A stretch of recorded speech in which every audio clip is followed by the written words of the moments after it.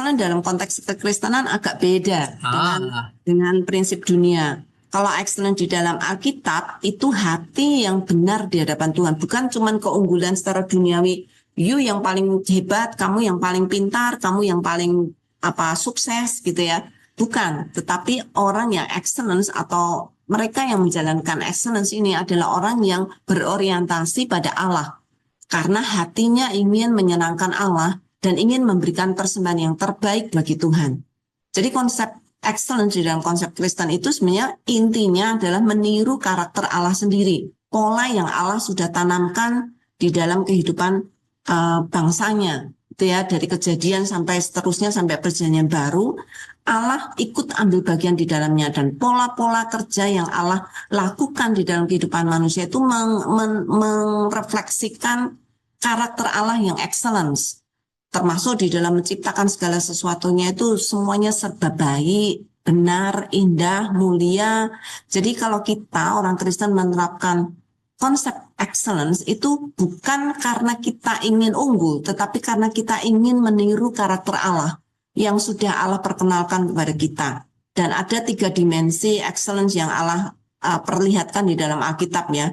Iman, yaitu relasi individu pada Tuhan, relasi komunitas dengan Tuhan, relasi umat dengan Tuhan, lalu juga karakter.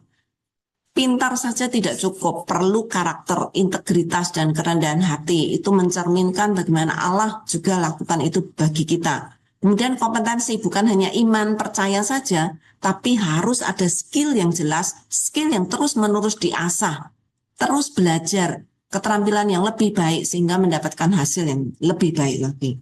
ya, 3 dimensi itu. Iman, karakter, dan kompetensi. And itu sangat beda kami lihat bersama. So, coba, seperti apa? Huh?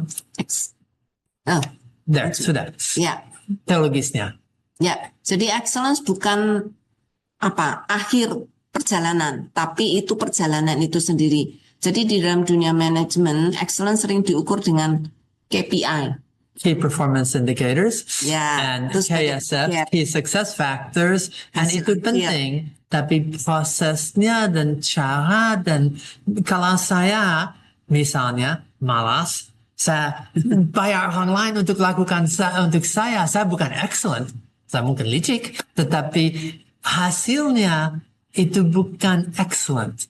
Excellent kadang-kadang tidak sampai kepada akhirnya, tapi dari proses belajar ini cara yang lebih baik. Ya. So excellence ya bukan tujuan akhir, tetapi determinkan dalam perjalanan. Prosesnya. Jadi excellence di dalam iman Kristen itu proses pertumbuhan seumur hidup.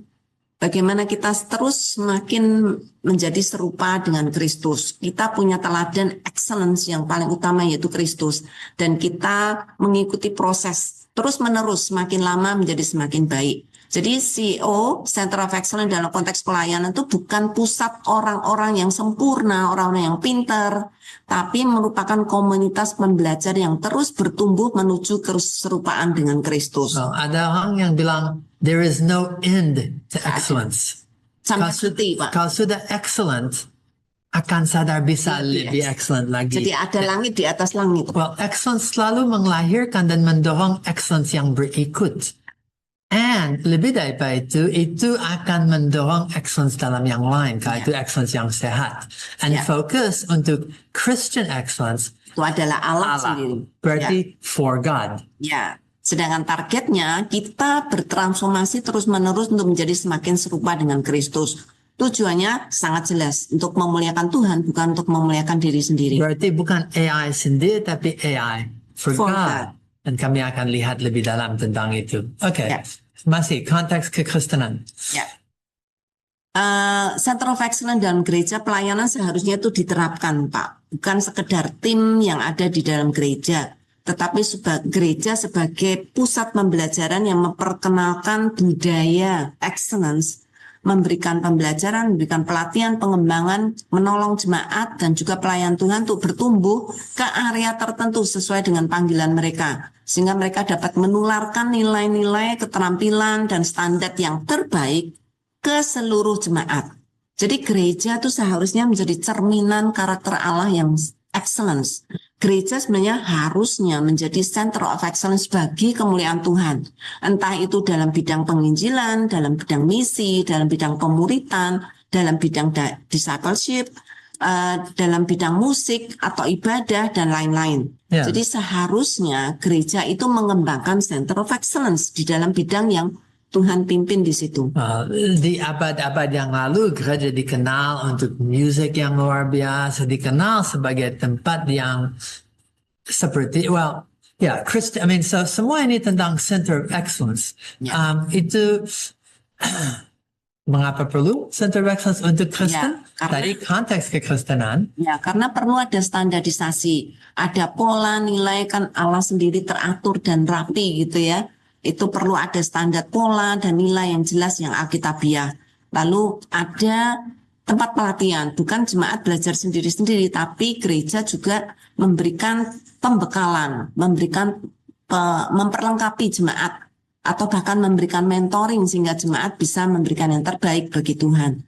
Lalu ada inovasi, gereja tidak stagnan terus. Gereja terus-menerus menciptakan strategi baru, konteks baru bagi zaman ini. Lalu ada multiplikasi, menularkan hasilnya kepada pelayanan lain, kepada gereja lain, kepada masyarakat Kristen secara umum.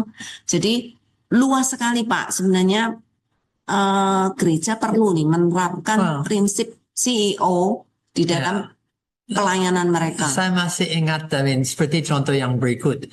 Center of Excellence untuk pemuridan. Saya masih ingat akar, tumbuh, berbuah, itu bagian daripada yang cambium. And mereka bikin tak hanya bahan, tapi mereka bikin training, and mereka bikin seperti pusat pemuridan. Ada buku, ada segala yang... Ya, dan saat itu belum digital, tetapi mereka sudah bikin sebaik mungkin untuk mengembangkan seluruh ekosistem untuk pemuridan. Okay? So, itu tentang kekristenan.